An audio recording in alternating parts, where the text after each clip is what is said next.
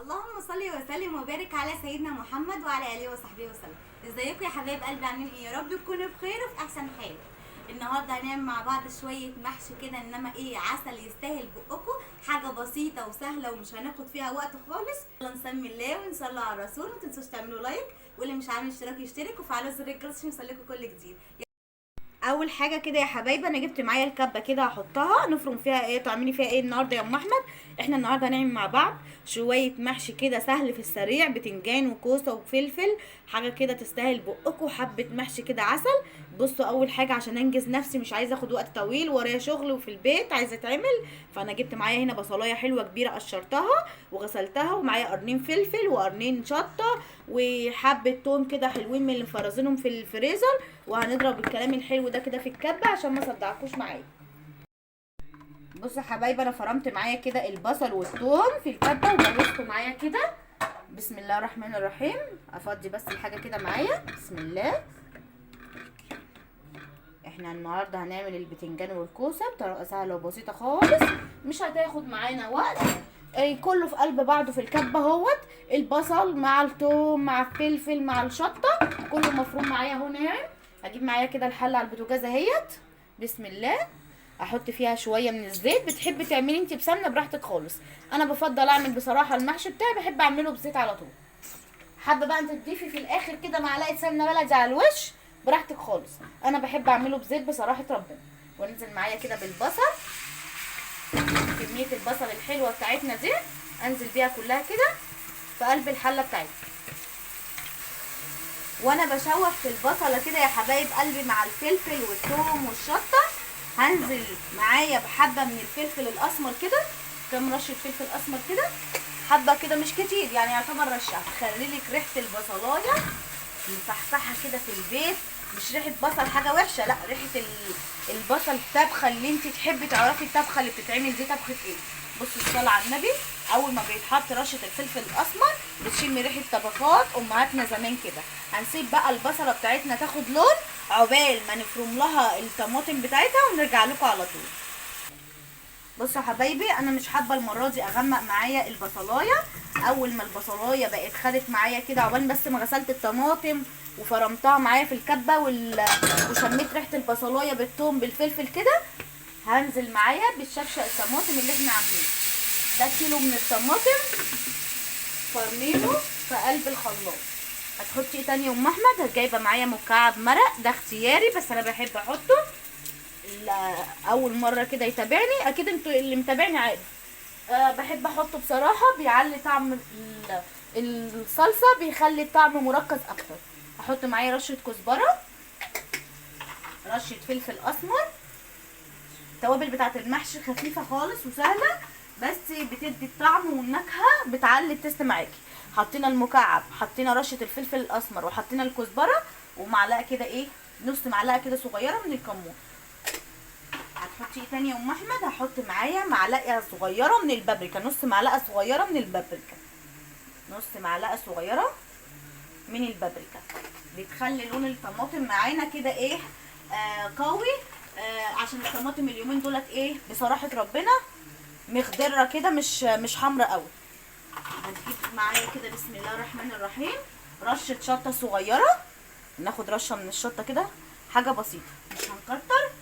وطبعا عشان خاطر الحموضه هنحط معانا نص معلقه صغيره من الايه، من السكر. ناقص معاكي ايه يا ام احمد؟ ناقص معايا حاجه واحده اللي هي الملح. هحطها بس ايه، عقبال ما اجيب الملح بتاعي هسيب الصلصه بقى بتاعتي كده ايه، تاخد وتدي مع بعضها بشكل ودي كده لحد ما تتسبك معايا، ونشوف هنكمل نعمل مع بعض ايه. بصوا حبايبي، هنشوف بقى الصلصه بتاعتنا كده سايباها تتسبك، بس حبيت ان انا ايه، بسم الله الرحمن الرحيم، اوريكم شكل التسبيكه بتاعتنا وحمارها وريحتها وحلاوتها. ما شاء الله، اللهم صل على النبي. شويه الصلصه دول تحفه تحفه تحفه. انا بعمل منهم المحشي ونتفضل طبق. انا بحب اعمل منه مكرونه جدا، يعني ممكن تاني يوم هتلاقيني هفطر او عامله من شويه الصلصه دول كيس مكرونه سباكيتي. اثبت يا حبيبي، كيس مكرونه سباكيتي واشوحه في قلب الصلصه مع شويه دقه كده، خطيره خطيره خطيره. ريحه الصلصه تحفه تحفه معانا. انا شايفه انها لسه ايه شويه ما سبكتش قوي، لسه لازم تتقل معايا. بصوا هي تخينه معايا ما شاء الله، هي وقويه اهي، بس لازم تقصر شويه كمان. لازم تقصر، ما تبقاش ميه كده، لازم تنشف شويه عن كده. سيبها تكمل بقى ايه التسبيك بتاعتها.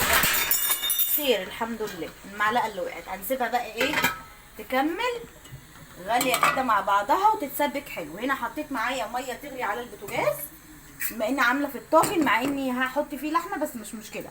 عندي كام حته لحمه كده يجي نص كيلو في الفريزر، طلعتها قلت همشي بها دنيتي وهعمل جنبها حاله المحشي وهتبقى طقه زي العسل.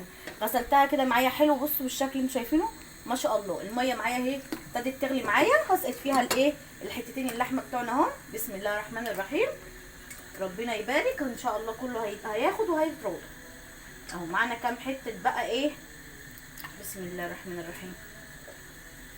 بصوا كام حته كده ايه، تعمل شويه شوربه كده، كام عرق على حتتين كده دوش، يعملوا لنا كده شويه شوربه كده في قلب الايه اللحمه. منها مش كتيره بس هي ان شاء الله ربنا هيبارك وتبقى زي الفل.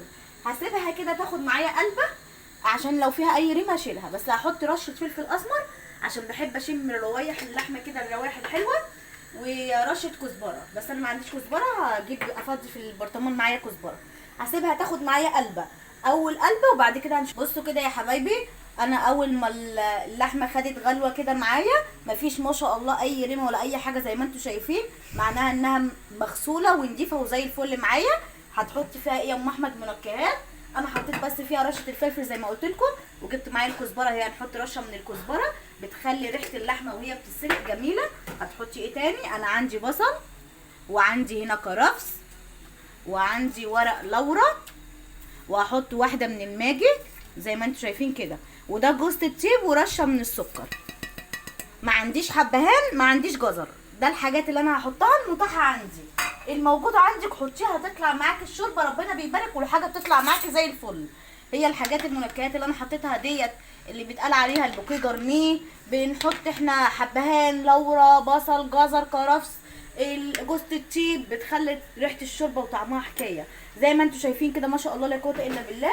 ههدي بقى النار شويه على اللحمه عشان ما تفرش معايا، واغطي عليها واسيبها تعيش حياتها وتستوي براحتها عبال ما نكمل المحشي بتاعنا. تعالوا بينا نصلي على النبي كده، نبص على الصلصه بتاعتنا اتسبكت وبقت معانا زي الفل. وعقبال ما خلصنا الحاجات الحلوه دي كنت غسلت معايا الخضره وخرطتها ما شاء الله. الخضره زي الورد كده معانا زي ما انتم شايفين. الحاجه بحب اجيبها صبحه واجي اطبخها على طول، احنا السوق ورانا، فبالنسبه لي ان انا انزل اجيب واطلع اعمل على طول اسهل لي من ان انا اجيب واخزن واعمل. الخضره بس ما شاء الله بصوا معايا زي الورد كده زي ما انتم شايفين. وهغسل معايا الرز، انا كده هدفع الصلصه خلاص. وتعالوا شوفوا كده معايا البتنجان والكوسه بتاعتنا. تعالى كده يا صالح، بسم الله ما شاء الله اللهم صل على النبي. معايا هنا البتنجان الابيض وبتنجان اسمر، وهنا تحت اهوت معايا الكوسه. بس انا بحب بعد ما اخلص ويتقور بحب انقعه كده بشويه ميه بملح ومعلقه خل.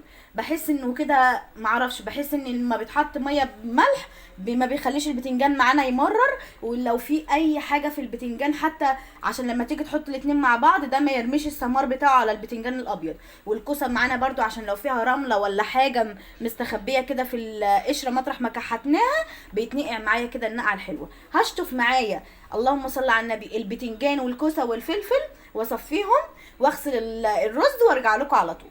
بصوا يا حبايبي بقى الصلصه معانا اهي اتسبكت وبقت زي الفل. اول ما الزيت يطلع معاكي كده على وش الصلصه من فوق تعرفي ان خلاص اتسبكت معاكي وزي الفل. مش لازم نسيبها يعني تشيط خالص في قلب الحله. دلوقتي هنا الرز اهو اتغسل معايا والخضره. هجيب الصلصه بقى الكميه المناسبه. بصوا انا سبت الصلصه معايا هديت شويه عقبال ما خلصت بقى الايه الحاجه اللي ورايا شويه، كنت بعمل شويه حاجات عقبال ما خلصتها. بسم الله الرحمن الرحيم. هنحط على قد الصلصه على قد الخلطه ما هتعوز معانا. بصوا ما شاء الله ريحه الخلطه جميله. انا كنت لسه عامله ممبار فحاسه ان سبحان الله الخلطه نفس الريحه اللي كنت عاملاها اول امبارح. عملت ممبار بس بصراحه ما صورتوش، قلت انا صورته معاكم كذا مره والمحشي برده، بس بقى انا لازم طالما بقدم يوميات اللي هعمله هطلعه معاكم على طول واوريكم. انا ما كنتش منتظمه الايام اللي فاتت علشان ربنا يشفي كل مريض. والدي كان عامل عمليه قلب مفتوح، ربنا يا رب يتم شفاه على خير هو واللي زيه ويشفي كل مريض.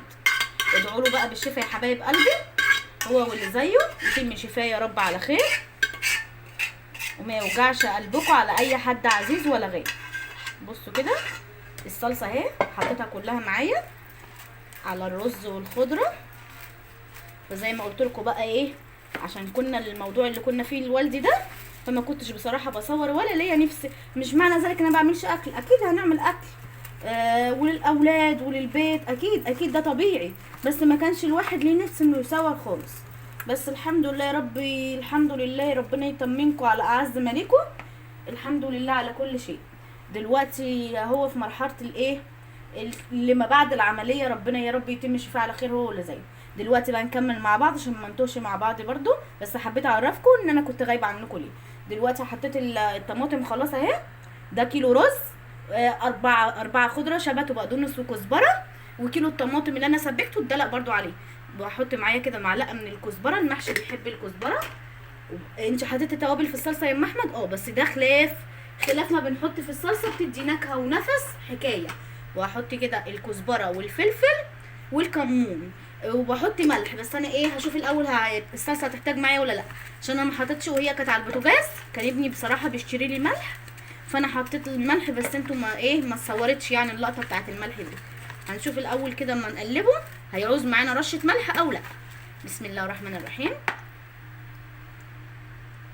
طبعا ايدينا نظيفه، هجيب له رشه ملح كمان. بسم الله. هجيب رشه ملح معايا كده عشان يبقى المحشي بتاعنا يتظبط كده وزي الفل. وهجيب معاكي ايه تاني يا ام احمد؟ زيت اساسي معايا عشان الرزه تبقى مفلفله معاكي في المحشي من جوه، مبدوره كده، تحس انها بتبصلك كده في المحشيه. تحطي معاكي شويه زيت كده حلوين محترمين اهو. بسم الله الرحمن الرحيم. بتخلي الرزايه من جوه معاكي مفلفله، بمعنى مفلفله في قلب صباع المحشي كده. بص، ديت الخلطه ديت اعتمديها معاكي في كل حاجه. بصراحه ربنا بعملها للممبار وللكرنب والورق العنب، بتنجان، فلفل، كوسه، بطاطس زي كده. انا ابني نفسه ان انا ماما اعملي لي بطاطستين كده، قشرتهم اهمت ومسكتهم قورتهم كده خفافي مش كتير، واحطهم لهم برده في وسط المحشي اهو. طالما الحاجه بقى معموله، اللي نفسه في حاجه ياكلها بالف هنا اهو. هتعملي بقى، هتعبي يا ام احمد؟ هعبي حله لينا وهعبي حله لابو احمد عشان هو في الشغل. بسم الله الرحمن الرحيم. فانا بحبش اسويه واركنه بصراحه، فاحنا هنسوي لينا حله، ولما هو يجي بس بحب اسوي له الحاجه سخنه كده زي ما كلناها. بصوا، بملى نص الصباع عشان ده رز بلدي، لما يستوي معاكي يبقى على قد الصباع بالظبط، ما يطردش معاكي الرزايه بره. وبحب اوقفه كده في الحله. بصوا وريهم كده يا ابو صلاح اهو، ما شاء الله. هعمل برده البتنجان، معايا بتنجان اسمر. بحب لما الاقي الحاجات ديت كده في السوق كده مورده كده معايا لما بشوف الخضار ده بالذات البتنجان والكوسه المحاشي دي بضعف قصادها، بحب ان انا اعملها بصراحه. لا، خلي البتنجان الصغنن ده لاختك اهي بالشكل ده كده. هنعبيه كله بنفس الشكل. بسم الله الرحمن الرحيم. نص ما تضغطيش في البتنجانيه قوي. بصوا، بحط نصها اهو بالشكل ده كده. وريهم كده يا صالح. حابه بقى انت تحطي، انا هعمل كله بنفس الشكل ده كده. وبحب اوقفه، ما بحبش انيمه عشان ما يبقاش مي وطري كده من تحت، لا بتوقفيه بيفضل الصباع كده ماسك نفسه وليه شخصيه معاكي.